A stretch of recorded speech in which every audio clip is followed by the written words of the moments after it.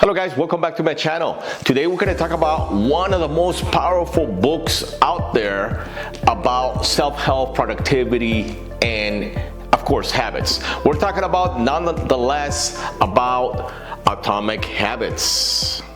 Is this really one of the best books out there regarding these topics? This book has sold over 15 million copies worldwide. And today we're going to talk about 4 profound lessons out of this book, and plus a bonus one, so make sure you stick around until the end.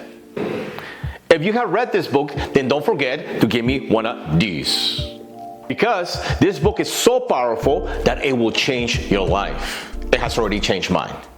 So let's go, let's take a look. Lesson number 1, habit stacking.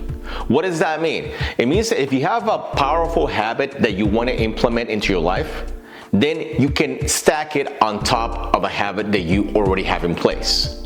So for example, say you want to implement cardio into your workout program.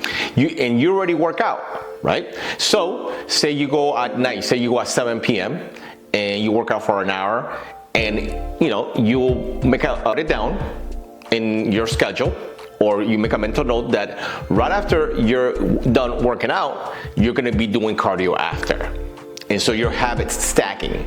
It's all together as part of the package. So it's just put in a habit right after the habit that you already have in place. It's not about being perfect. This is not about being Mr. Perfect or Mrs. Perfect. We're all human beings. Stuff's gonna happen. Blank is gonna happen. Shit is gonna happen, right? The key here is not to miss it twice, because anybody can miss one day, right? You can miss a workout, but as long as you don't miss it twice, it doesn't become a trend. Because if you miss it twice, it's the beginning of a habit. If you just miss it once, it happens. So that can be applied to any habit that you want to establish, whether it be working out, whether it be meditation, practicing gratitude, practicing a morning routine. Don't miss it twice. Don't break the chain. Lesson number 3, have an accountability partner. So what the book says is make it fun, share it with others. Have a habit contract. For example, the book uses an example of, say you want to do something that, a habit that you're declaring in your life, and you write it down, right? And you share it with your wife or a friend, and you say, if I don't do this in this particular day, this activity or this habit that I'm declaring, I'm gonna do this. Because one way to establish a habit is to reward or to punish yourself.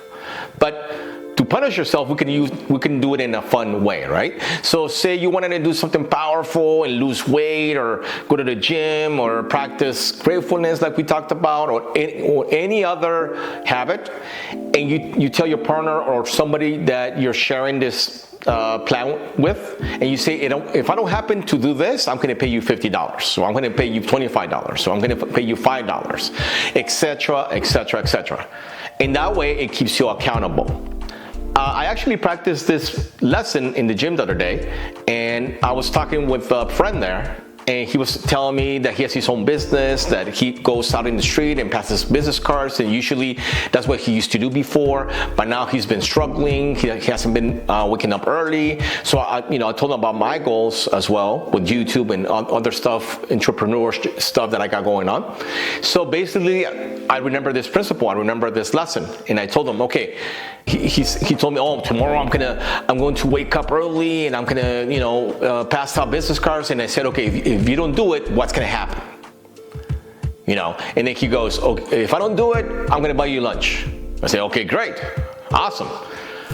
And I told him my plans, and he said, okay, what's gonna happen if you don't do that? So I said the same thing.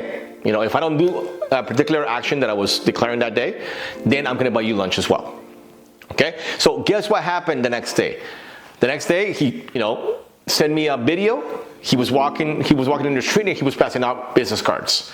He was smiling. He was telling me how he felt and what he did and all that. So all that accountability, having an accountability partner made it fun. So we're using this to our favor. We're turning the tables in our favor. It's kind of like reverse psychology.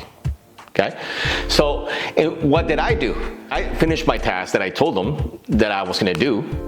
If not, I was gonna buy them. Then I send them a photo and a link of what I done as well. Okay, so it just made it fun.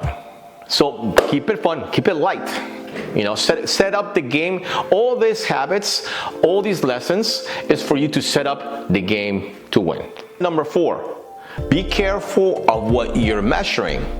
So for example, if you're trying to lose weight, okay, if your sole focus is just the scale, a number of the scale, and that's the only thing you're measuring, because when we're doing habits, we like to have like habit trackers, right? So if you're losing weight, maybe you put too much focus on the weight scale, and you're eating clean, you're having a good diet, you're constantly going to the gym, you're sleeping well, and if you're fixated on just on the scale, it could tell you the wrong information. It could discourage you of continuing that habit of living a healthy lifestyle. Because it can mean, for example, if you don't just focus on the scale, it could mean that you had a great night's sleep, that your sex life is different, right? You feel different, you feel happy, you have tons of energy, but not necessarily the scale necessarily moving, right? So, for example, yesterday I was at the sauna, right? And I was thinking about doing this video. And I was thinking about this lesson, be careful what you measure. And I've been really adamant about measuring how much time I'm in there. Usually I shoot for 20 to 25 minutes. And I was thinking about it.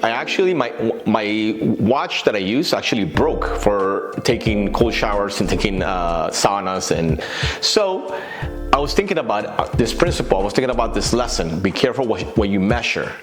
So a couple questions. Is it really about how much time you're in the sauna? Or is it really the experience of what you get while you're in the sauna?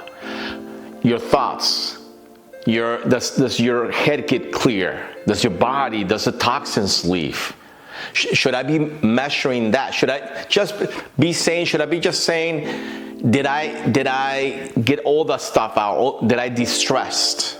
Not necessarily focusing on the time, because before the watch broke, I was literally fixated on breaking the record of how much time I've been in there, and I wasn't really present in the moment. So here's the bonus that I promised you. Let me ask you a question. Why is the book called Atomic Habits? Okay, so let's break it down. Let's go deeper into that. So when you take your new habit that you want to implement,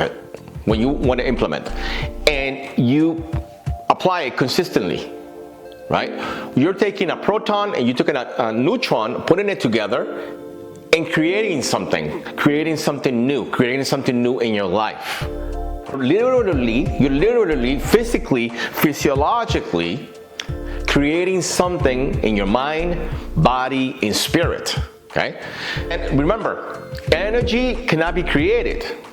It can only be transformed. Okay? So talking about bad habits as well. Okay? If you want to let go of a bad habit, it cannot be destroyed. You will always remember it. Okay?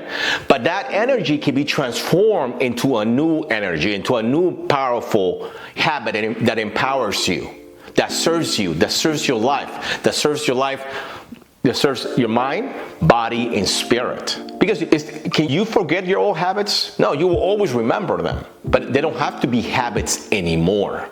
You can transform that energy. But this is only done by consistently applying your habits. With all these 4 lessons that I share with you, or the many lessons that this book provides. I highly recommend this book. You can listen to it or you can read it, but I highly recommend it. So that's the bonus. You're literally a creator of your reality. So if you want to change your life, or to be exact, if you literally want to transform your life, it's all within you. This technology, this power is inside of you. That's why it's called Atomic Habits. It's energy with unlimited power. So see the power that these lessons have? You literally have the power to design your own life. You literally have the power to design your own lifestyle. How badass is that? All right, guys, if you have read this book before, what is your favorite lesson? And share it with us down in the comments. And also, what are other books similar to this one that you recommend? To like and subscribe if you got some value out of this video. And we will see you at the next video.